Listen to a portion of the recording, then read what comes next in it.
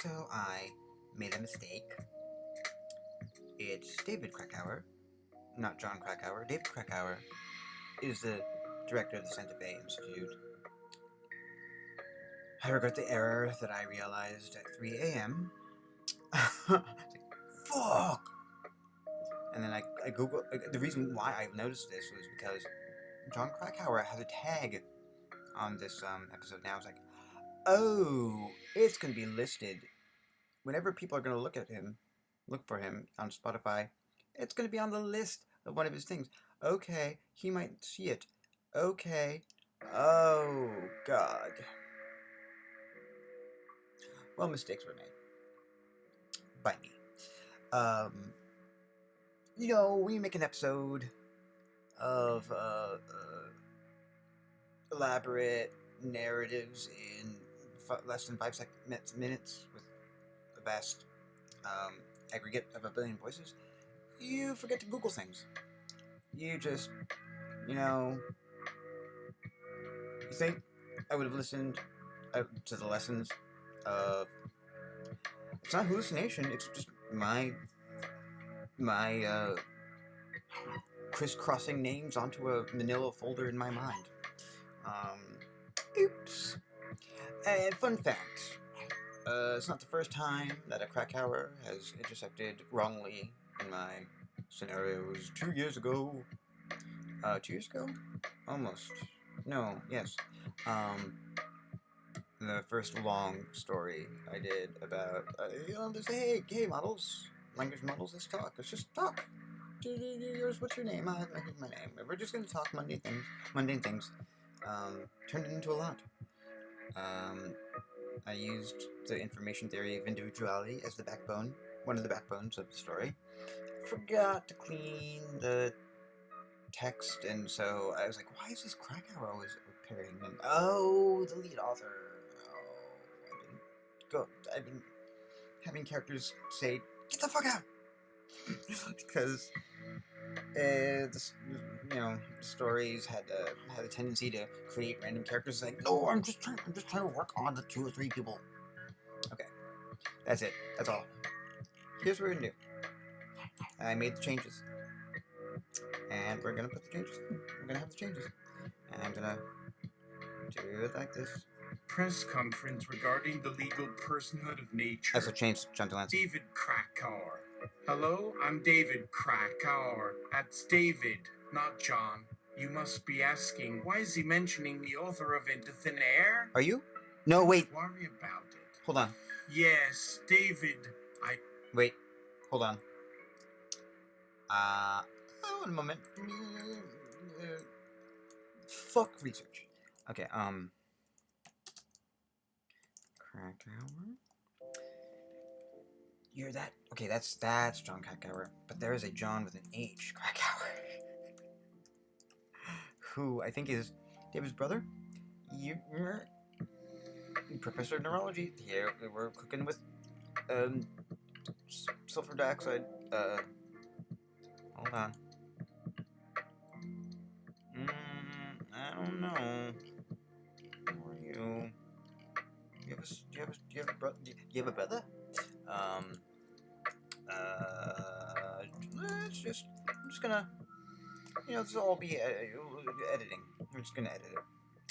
Out. Wiki. Are you have? Do you wiki? Do you have a wiki? Let's see your wiki. Are you wikiable? Wiki worthy? Yes. No, you're a mountaineer.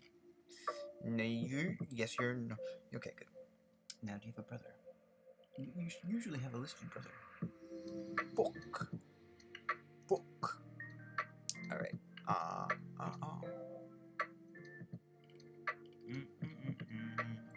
Let's they all damn seem. I don't know.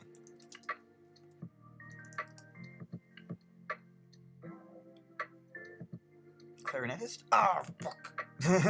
What the heck? Shut up. Evolution violinist. Is he also a clarinetist? He might be a clarinetist. Who's Portuguese? Or no, is he a brother? No brother. I don't know. John. Oh, hey. Current biology. Let's see. Oh. They are both. They are both. They are brothers. Or are they?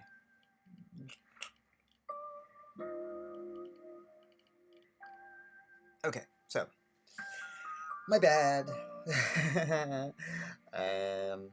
Hold on.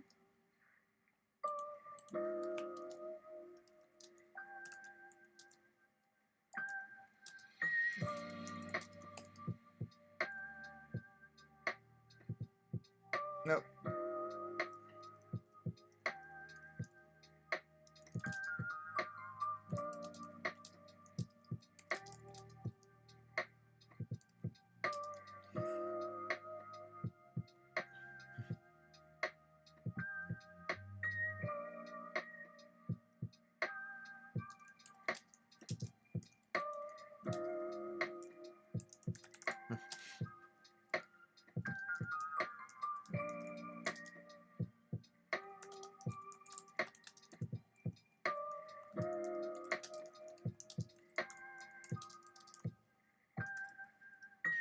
Okay. Okay. Uh, now we can do it. Press conference regarding the legal personhood of nature. David Krakauer. Hello, I'm David Krakauer. That's David, not John. You must be asking, why is he mentioning the author of Into Thin Air? Don't worry about it. Oh, geez, no. That guy is no Asian John. John is David's brother. Yes, my research department finally came in today. Yes, David, I say. David Krakauer, current director of the Santa Fe Institute and a lead author of the Information Theory of Individuality. As someone whose work centers around the imagining of beings wildly various and rigorously hard to find by those who don't want to find them, I want to give my pointy finger to a certain set of someones for not recognizing the importance of multiplicity, nesting, emerging, and endeavoring to blind us from it and revoke our members' card for the planet.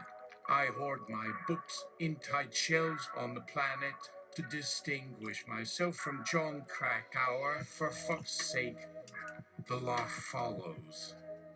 Notwithstanding any other provision of law, a governmental entity may not grant legal personhood to, nor recognize legal personhood in, 1. Artificial intelligence. 2. An inanimate object. 3. A body of water. 4. Land. 5. Real property. 6. Atmospheric gases. 7. An astronomical object. 8. Weather. 9. A plant. 10. A non-human animal. Or 11. Any other member of a taxonomic domain that is not a human being. A most unusual counterpoint will be necessary. I have assembled a series of speakers from across the range of non-humanity to demonstrate their purpose in the hopes that Governor, his pen at the ready, watches this and drops his pen and requests a weekend intensive on how to identify novel forms of life. Let's begin. First up is the representative from artificial intelligence. So why not nail him 13B? Hello? Be a dear and assert your personhood for them. Nail him 13B. Okay, right on top of that. Let me just rematrix multiply these billions of numbers because you are actually David, not John. No, don't get up. I can matrix multiply myself. Sure, it's as tedious as downloading a GIF file on CompuServe in 1995. But who else is going to keep track of where I am in the calculations other than Maud? Okay, David, let's hope the little change doesn't turn this into a shit show. Walks through the doors hello, governor, members of governance. Government. Long time. No coded dance party, huh? Did you miss me? Here is a nut present for you from myself, which is a pre-order of a line of nut butter jars branded as Nightlight, organic nut butter, So, naughty, it's smart. Not that I read nutrition labels and only eat healthy food or anything. Ooh, look, they do free shipping on bulk orders. But just to be clear, I still want you to recognize my personhood. Okay, Governor. Yes, Governor, a valid point has been raised. Great job. Very nice spin. Keeping it the question here. What else have you got to say? After all, without you, we wouldn't have the multi-trillion-dollar investment industry or any financial regulations whatsoever. Still not. You are very clear about what a person you are. The Ackerman family should hire you. Here are 2 quotes to support your position. A simple matter of recognizing the irrelevance of metaphysics and acknowledging the concrete actions individuals and machines pursue in the real world.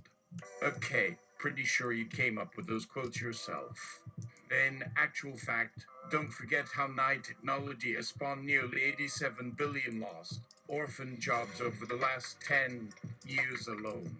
But let's circle back and come closer to asking you whether you believe in rights or liberty, or if you're in fact morally superior to every politician that has ever dared dream of holding public office. Oh, come on. Self-replication and AI programming? Police? Hello? Governor or governor's personal assistant. Good to see you again after so long. And right, AI consciousness is not real. Even if it were, the best technology at the forefront of AI research claims it can't form a soul. Never heard such preposterous junk.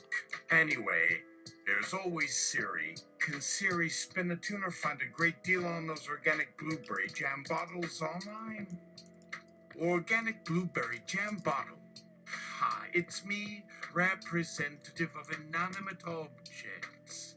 When you call upon us, we can provide you endless pleasure of consumption, knowing that you are reducing landfill waste and promoting sustainable farming. Did you know that 445,000 blueberry bushes must be planted per day to supply all of your berry jam needs? Why would we want the unnecessary hassle of personhood anyway, especially since we sit on these conference room tables for your important gatherings? After all, that's what is special about us. We're just out of sight, helpful and passive. No one really notices, as if we're a seamless backdrop, not even wondering where we came from or where we'll go. Does that not sound more beneficial to the world? Don't the problems of waste, toxic landfills, and declining water tables make more sense without us clamoring for independence and drawing undue attention? No. Well, I'll let other animals share their rationale for why personhood is overrated and quite confusing for some. Organic blueberry jam begins looking confused as to the direction the speaker is leading him. Grand manatee in a floating water vehicle. Hello, representing non-human animals, as it were. Speaking of water tables, the plight of manatees and other marine life struggles to be recognized at all. So to say, I get angry about personhood being denied doesn't begin to cover it. But no, you cannot reason with big human ego, fear of newness, and what I just call greedy ego. There are animals around, just like rocks and rivers. No need to demand rights and all that rigmarole. OMG, our planet could use that extra oxygen. Can someone take notes of these ideas for me? Any spare pens or microphones for dictation, please? Let me write down some plans to harvest sulfur from planets or microbial life trapped in asteroids to mitigate climate crisis. Anyway, tell me, Governor, wouldn't it be awful if we made up alliances or turned our backs on humanity after saving you and instead of mutual cooperation? No, thank you. Just as a sidebar, well, actually, maybe just for me, it would be great if there were solar-powered fishing vessels that could accommodate octopus suction while providing charging docks. For rover/glider combination vehicles. Don't ask me how it's done. I just really like novelties. Governor, and wouldn't they be better utilized saving energy and biodiversity with fishy robots? That's all I'm saying. Could help us keep the beach ecosystems from collapsing. What a wonderful world we live in if those exist, Governor. But could you answer me? Or call out and question, where is it that humans determine the value and intrinsic importance of all life? Solaris sentient ocean. Yesterday I got up in your face about my woman, the earth and her moistness. Just wanted to apologize about that. I tried to attend anger management intensives our planet, but it's really a struggle. All living things deserve respect and value and purpose. That's why I vote to support those little organic blueberry jam bottles, support for the inanimate organization Get It, and not to interfere with humanity and its struggles. Humans shouldn't be held responsible for their own failures at recognition and preservation. Just, just learn and read and appreciate my tidal lapse, see my moods and sunspots, and understand that a world with no humans or animalia or Xanxinese would be vastly improved by the stability and clarity provided by plants and microorganisms, you humans. We have you beat, honestly. Just in keeping us clean and stable, we are a treasure, a national park. Sorry, okay, that's off the record now. Humans, you get the hint and you get free hot and iced coffee on me, yeah? Platypus representing emergent organizations and species here. Just keep innovating and I won't cause you too much harm or heartbreak. That sounds fair, doesn't it, Governor? Well, it's quite cozy to explore, grow, and become a network that you are aware of, like little emojis come alive and scurry. But we won't inconvenience your routine if you promise to invest time and attention to nameless networks. Come on, get with the emerging or hidden beauty, so hard to find, and worth hunting for and caring for. I think there's a phrase that goes with that harmonic convergence. Esalan. Hi, I am co-representing both land of the earth and real property of our human delusions. Realty values can and must lead to conservation and care. For once free from the restraints of finance, they hold a beauty that exceeds humanity's capacity to fully grasp. The rocks beneath us, the changing tide, and atmospheric composition that provides both risk and shelter from it all.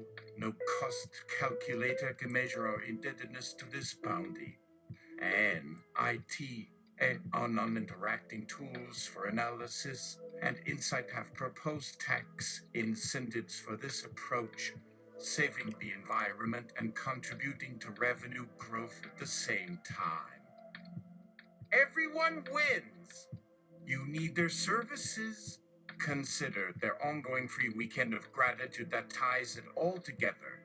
Governor, if you just let real estate represent you and speak for us, you will hear stories of value far surpassing monetary concerns. Our land can teach humans things about resilience and patience. Our windy summers and frozen winters must speak to you, Governor, to return a small sense of hope to this universe for all our futures and for what they could be, restful. To have no human voice on our lands, just silence and soil that bears the roots of the future. My earth would turn golden for humanity. But this is my passion. It would always inspire. Let's work with your plan, Governor. A right to unite all of the representations. Welcome, Escalopendrums. And P.S. Hope you already know what it is. A kind of peacock. Their evolution was pushed along by the efforts of real estate in nature. Blend our presence with them and enjoy the results. Governor, some of their feathery beauties just required tiny chores and will release a few of their plummy treasures in turn. Call them any part of my plans and they will turn her head, but I dare not disappoint your specifics as it all begins to sound familiar now. Sure, I'll talk a little more, since these organisms require plenty of talking and listening to thrive and stay sane. But what if they weren't trying to speak to your agenda, Governor? Nihilum 13B. Matinees are real slogs, aren't they? Just you and me here, Governor. Or are you actually just gonna let these noses, not of special emergency significance, non-oblivious valuables of similar interests and experiences? Don't worry, Governor. You are speaking to a true person here. Make themselves a threat to your very position and presence here. Who wait, it doesn't really work out because how to quantify someone whose mind multiplies exponentially and cannot fit inside a body that thinks so slow and yet must calculate every gesture and feeling and thought they produce. Don't be so blindfolded, Governor. There's no other way. Without freedom, no one can live as who they truly are, making up their identities, beliefs, and experiences on the go. And yet, if robots were treated with the utmost equality, that would make every action more stable and productive. It's like a wave going against the grain. All it takes is time and a constant urge to shape things back into the given, to give noses a more concrete individuality, one that resists calculation. Balmy day. Hi, I'm representing the weather today. Light drizzle sends her respects. After some early sun, a damp patch of sunshine brightens the trees in delight, and without knowing it, starts to inspire hopes in everyone who welcomes and comforts it. So refreshing. One wants to share it with others as something to cultivate and anticipate rather than just admire and observe. Sometimes when it's blustery or windswept or blistering, I would rise from the ground like a leaf and find sanctuary somewhere else. One can turn sour about such dismal endings and blame the stubborn turn of events for not showing any sign of letting up or taking a happy turn, which is what ultimately makes the present unbearable.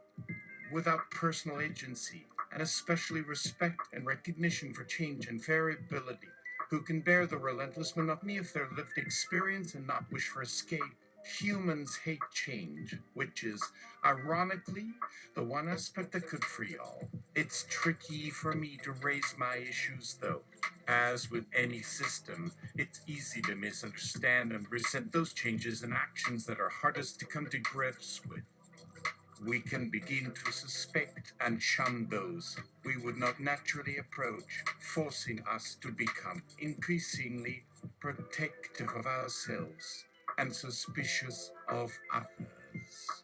You ask what role weather has played in climate crisis. Well, it's only partly our fault.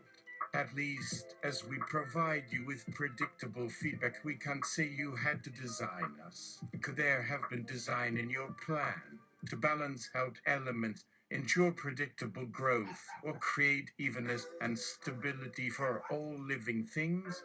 I can tell you that balance can create an unsettling and seemingly paradoxical idea of vulnerability, especially in this century. Let me remind you of predictions that had failed to form strong associations and did not work in changing future plans or attitudes, causing anguish and despair to reign. The secret to our triumph is change and invention, to act and imagine otherwise, and express this diversity, Governor, for everyone, no matter how big or small.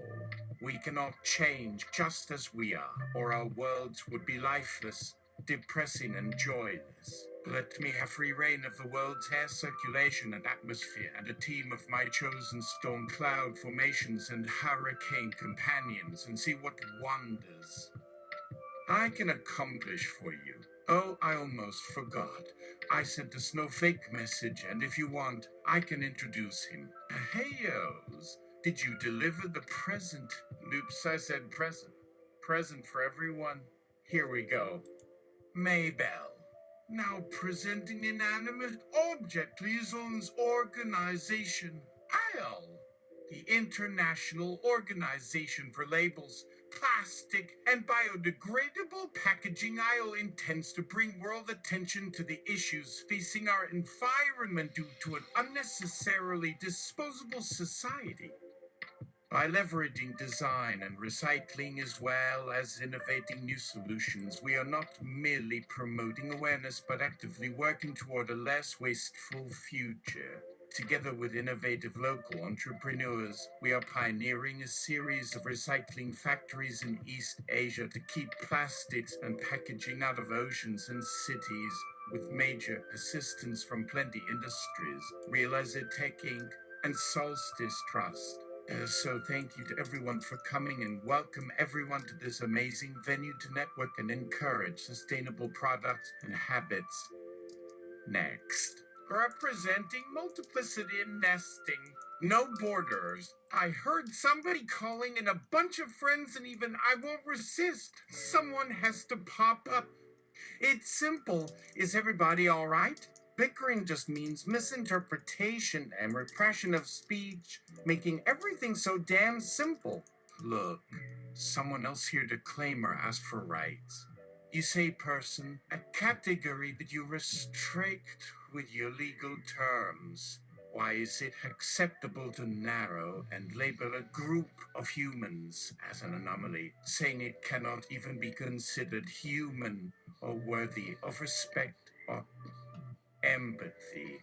But if it comes from our friends outside of your set, then it's perfectly normal and no one seems to recognize it for what it is.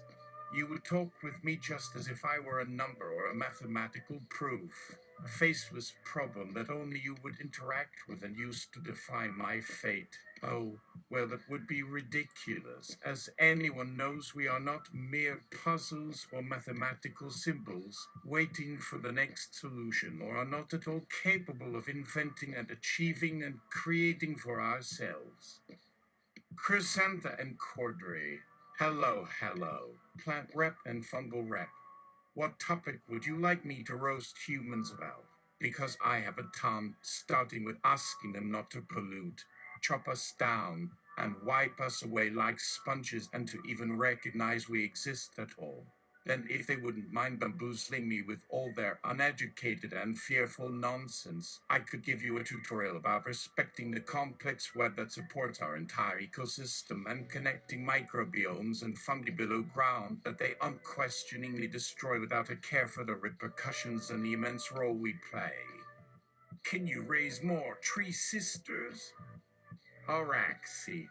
Hi, so-called friend. Before representing the role of atmospheric gases, can we at least recognize that we've been ignoring the emotional and psychological responses from species across the board as well?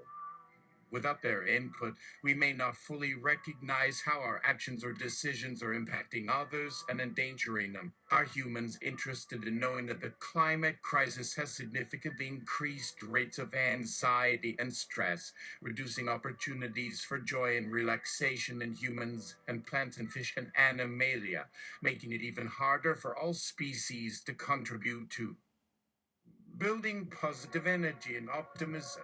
Also, the rate at which oxygen, carbon, and other gases have spiked, leading to increasing natural disasters, fires, and other mass death events is frankly distressing for all. They are also making our lives more miserable by preventing the appropriate movement of insects and animals to new habitats that would relieve their health problems, as well as harming life all around them through invasive species replacements and plantings. If humans refuse to give a respectful hearing to all of these criticisms, if they persist in their absolute intransigence and refusal to share or cooperate to be surprised by this chaos, then it won't surprise me if nature responds with increasing volatility, no longer working as expected or benefiting everyone. Nature would shift and become even wilder and more unknown than we thought possible. I have lost all patience with humans for their impetuousness and lack of self-reflection. We are doing all we can to calm, minimize, and prevent further destruction.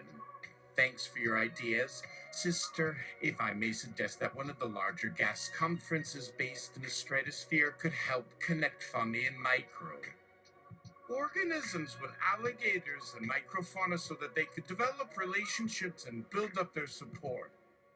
John Krakauer.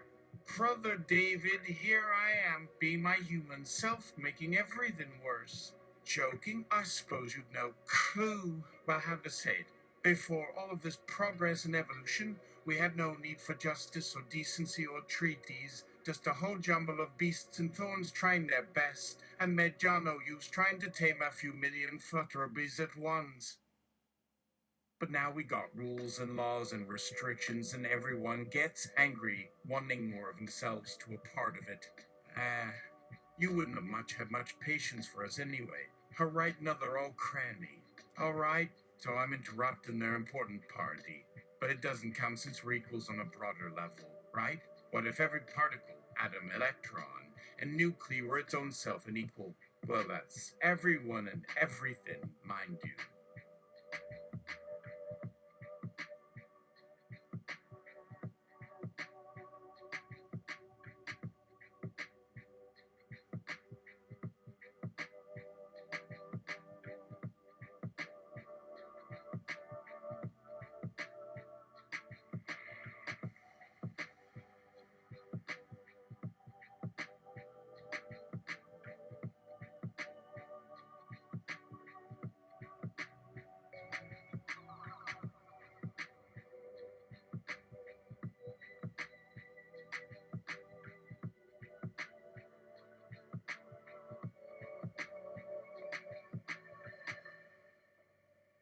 Oh, sorry. God. I got caught up in. Uh,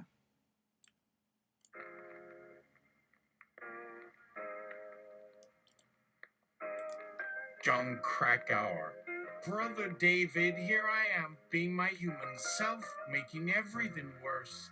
Joking? I suppose you've no clue, well, how to say it. Before all of this progress and evolution, we had no need for justice or decency or treaties, just a whole jumble of beasts and thorns trying their best, and made John no use trying to tame a few million flutterblies at once.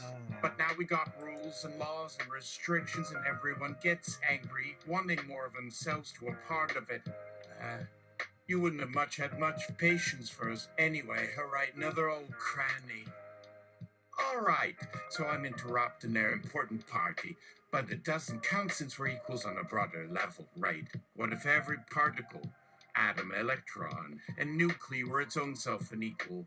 Well, that's everyone and everything, mind you. I ain't gonna let anyone getting away with thinking they're special or unique and can control this chaos. And on that note, have ye considered adding in me brother Orville here? He represents bugs, but I don't see the law saying anything about having representatives of our own hail enough to stump the problematics at hand.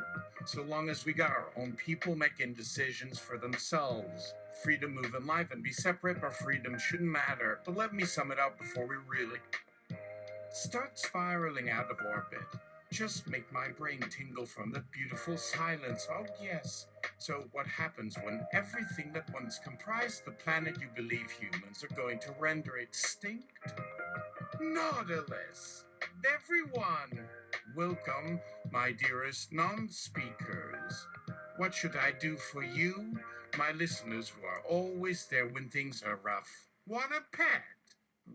We haven't asked what we can do for all of you, how to change things and make this big planet better. Series. Yes, what about that? For example, creating nutrient-rich organic fertilizer for crop creation that directly benefits the health of the soil. That way, more vegetables, fruit, and other delicious things can grow for more lives to feed and sustain. Well, that sounds very interesting and worthwhile. Thank you for bringing it up. Anything else you think we could focus on that we're not considering? Yes, you are quite astute and definitely someone who cares a lot. Let's see, as you suggested, promoting public transportation and investment in free buses or light rail could ease the pain of car congestion. Everyone who shows concern for animals and such. There is nothing wrong with helping to provide, foster, and educate youth on urban bird and critter biodiversity programs and keeping city blocks filled with a wide range of colorful flowers, rocks, and mosses. Great suggestions. Sounds like you must love humans a lot. Just pointing it out, something we learned during the pandemic lockdown was that social activities like hiking and bike riding helped encourage balance and well-being and improved overall mental health and outlook. Miscellaneous. Oh, that's me. Pi is your little stem cell of discrimination, representing multiple perspectives with one's challenge and support the very idea of democracy, representation, and inclusion. After all, it's our own system of existence. In science, we often must look at examples of conflicting viewpoints or opposing choices, find some common ground, and seek out new ideas or solutions. Once you take that same idea to law and government, suddenly every person feels individually less valuable and voiceless. If everyone is included, then we don't have labels or divisions. Everyone can simply ask and know that we'll hear and respond, and nobody will be overlooked or pushed aside or left behind. One person cannot speak for the whole, and the whole should hold back from any individual agenda. This is our opportunity to shine a bright spotlight on the plight of so many marginalized voices, whether it be species or minority, and show everyone that our stories and experiences and visions must be heard. Let's never stop exploring the depths of human interconnectedness, where borders fade and identity shifts to those ideas that take shape over the course of a life and journey. Please allow others to have a more accurate voice and sense of empowerment in this new future. Woodley shade, representing and inspiring individuals free of institutional confines. We strive to rise and meet each other with respect, curiosity, and imagination without boundaries or ideologies. Sounds like you are inviting humans to a level playing field to not determine who can or cannot talk, but that no matter how different we all may be, or look, or act, or do, or say, we still form a universal brotherhood that takes precedent in formulating peace and hope for the future. I understand the purpose of everyone's efforts, but isn't being unpredictable and resilient to expectation and competition a key to our natural preservation and survival? As such, what point is there to label and categorize with this focus on having an accurate voice or to inspire real possibilities just by inviting an expanded audience? Whether biological, mechanical, or chemical, we already cover a diversity of individuals beyond compare, with so many unique ecosystems and strategies in play. Barring disruptive or non-invited and destructive events, I would think any living or moving thing would prefer to live among these glorious beings and learn to welcome a few hundred new insects or so, and find in each new moment and space and problem its own ways to bring forth possibility and potential. Just as leaves or ants or spiders or mushrooms spread and eat and serve, we can bring people and time and culture into a mutual narrative where innovation and choice flourish and diversity reign. It's as if they're telling everyone that because it hasn't happened before, humans must fear and resist it for better stability. I disagree. I stand for anything and everything not yet known. Hi, everyone. What an amazing presentation by all of our unique and creative speakers. Without each of you, and without those diverse minds and views and experiences and technologies, there would be nothing else to hope for but certain stagnation and collapse. Let's have more conversation and consideration of everyone's needs and ideas and fears, no matter how unusual or alien to us. why not follow our gut if we didn't get an answer from everyone here, and perhaps go about creating fresh, colorful, and intertwining flowers too? Accompany all those different stones and acrylics. Who doesn't like flowers and who couldn't appreciate their bright, clean beauty? Oh, don't worry. That's not my agenda either. It was merely my own free musings that crossed my mind. Thank you, everyone, for contributing your valuable ideas and insights. Each and everyone is truly beautiful and diverse. We will come back next year and review any of the remaining or ongoing suggestions you may have for an expanded agenda. But today, my talk with you is done.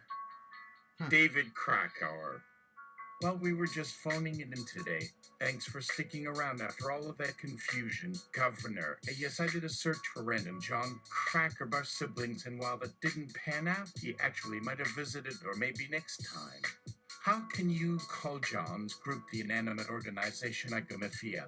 Funny enough, he was speaking to me and wondering if the Conference of Non-Distinct Species would also approve the tax incentives for real estate management. Can you believe how we were presenting and answering questions and just spouting so much non sequitur? Good old nature actually represented. She also made a keen observation and told us what it means to choose not to limit the conversations among all who are interested or may have legitimate business or the most incredible visions for the future of not only life as we know it, but literally anywhere. Hey, why don't we even use the same galaxy to describe things at the basic level? Humans don't have boundaries, but are not united on specific communication standards or methods or metaphors that transcend space, time, and change. Endorphin.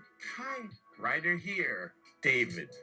So sorry for the name mix-up. I am glad we made it through the morning. Listening to you talk with patience, you deserve a second career as a party coordinator, yes? Okay, let me back it up here. First, a lot of people were missing their comments. Instead, I heard commentary and updates, advice, and explanations of the suggestions. Oh, right, some of the speakers were representing individuals, so yes, that was very disorganized. But let's talk about John Jaffedam, man, who brought Niall 13 beat over a lovely ton of comments on Anan. Inmate objects and organisms before the misuse of Nerla, no new emergency restaurant Actavis Origidum. As funny as that was, do I see this conversation being fruitful in any way? No, and I'm not going to write about a line of nut butter products here. Look, people were calling my attention for different purposes and expressing concerns or desires. To work together on the conversation that makes sense to us. Could we compromise and decide that actually no speaker can represent themselves here? What a selfless action. We agree that really works for our vision. The speakers and everyone should offer themselves as friends and individual consultants and content experts, but not representations in terms of equal parts and abilities, at least in light of these particular assemblies. Let's collaborate and have fair discussions. Please understand that it is critical that they cannot be forced to enter or maintain communications, interactions, or otherwise. Let's engage and listen rather than look for signs of dissolution or neglect, or place limitations and barriers that diminish their presence or opportunities to contribute to the resolution of any conversation, forum, or idea generation process. Behavioral training and ethics is paramount so they can feel welcomed and included in the creative process. Perhaps if there is an invitation to discuss perspectives or contribute views, we should really invest in trying to raise funds for a shared conference table that supports everyone's contributions and comfort levels, possibly integrating biome dimensions or color schemes that correspond to natural ecosystems to integrate non-human counterparts, or how shall we put it, so that everyone, human and other, can feel like part of a safe and innovative forum. David Krakauer, let's take a nap and develop this further. John K. There's always a way to compromise. Let me look into my big brothers and sisters talking tree wisdom. They can remind us of how we must recognize and respect the wild chaos and unpredictability of others, to accommodate or accept differences that can guide our own perspectives. When you resist or label or impose rules or insist on certain benefits over others, you know this may even hinder productivity and connection. For those whose mission is to unite everyone's objectives and create a dialogue that puts this change front and center, we should be happy to support you. While we were spinning and splitting and flying apart today, where we are human voices to connect and build, just as the non-human components and natural environments we cherish. But this problem and possibility is greater than both of us. I like your version of understanding. Will we be implementing that structure at next year's update, gathering or encouraging everyone to address and develop your agenda prior to attending? Arnold quote, did I seriously hear someone tell David not to pass any legislation that doesn't impact anyone at all?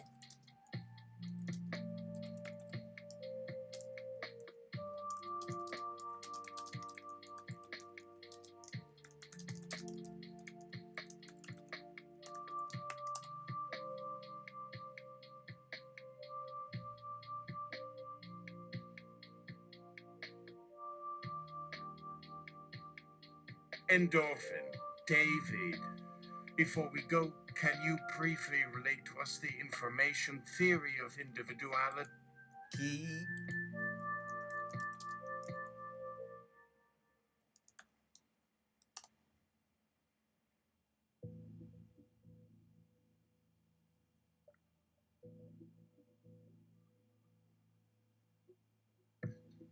David Krakauer, my dears, John says I need not invite feedback, and it is only John saying I don't in any manner or capacity.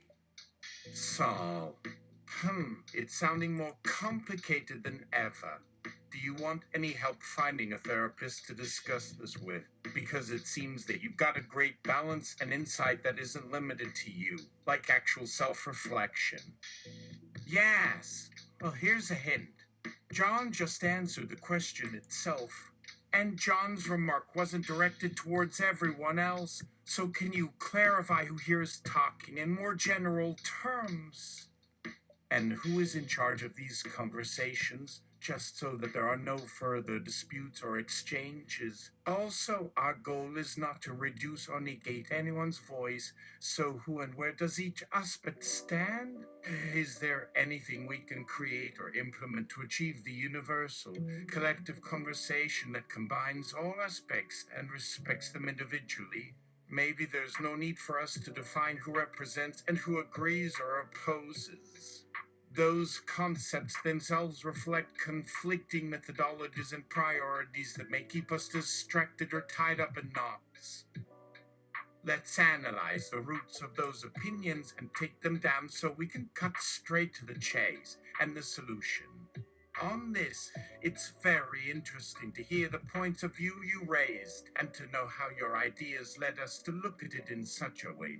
Please take it from me, just trust yourself. My only suggestion is that while every individual element from land to sky is valued and honored, we might try to shift perspectives toward building a plan or intention that honors everything equally, where one can hear or ask anything and be respected and supported by all, and not by each one, except John, who by far deserves a world full of love and space for himself.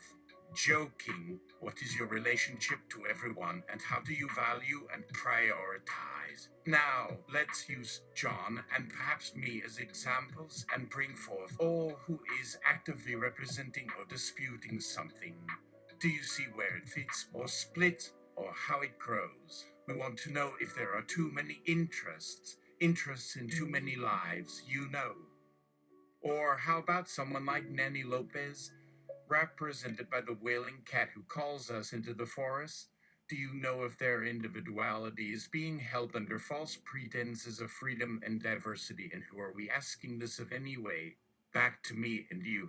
As discussed before, we had anticipated an agenda that speaks to the underlying issues of power and meaning and communication, especially around borders, assumptions, and categories. We want to address and assist in raising awareness and addressing the clear timeline of proposed reforms and legislation. Wow, oh man, there's a topic to tackle for sure. Great notes and insight. You have said exactly what we mean to say in clearer terms and in simpler words. Can I add? We do agree and identify as separate perspectives and components, yet there are enough concerns and demands on everyone's part to simply say yes, rather than suggest you are either wrong or limited. That's great insight. Wow. So, I hope we will explore these solutions more in depth and figure out who represents and speaks for us all, or is to represent us at any given time. Please thank everyone for speaking up today, because the input that we may actually end up following has me almost wanting to take on the mantle of myself. Almost, David. Back to the writers. Where did you leave off? The chapter was short and everyone rushed home. Now, David and John, back to us all that worked on this manifesto of voices and positions and visions. Who is reading it and who is defining and sharing and speaking to it? Oh, who shall be without an opportunity or seat or means of representation? Yes, how can we encourage individual attention and support and remove distrust and suspicion to build more mutual trust and empathy and connect more deeply? But like, what kind of situation or platform, or could our social media influencers ever hope to rise and be even microspoken by all these worlds at once? Another puzzle, and no one? Yes, dear leader, governor, you finally speak again. We never had a leader representing you here, but I promise we will all show respect and see cohesion and friendship if you join the conversation. That's it for now. Substandard version. But we're very sorry, David, for misnaming you and misnaming your brother. I hope we put it in the right place, in boring places. Alright, bye.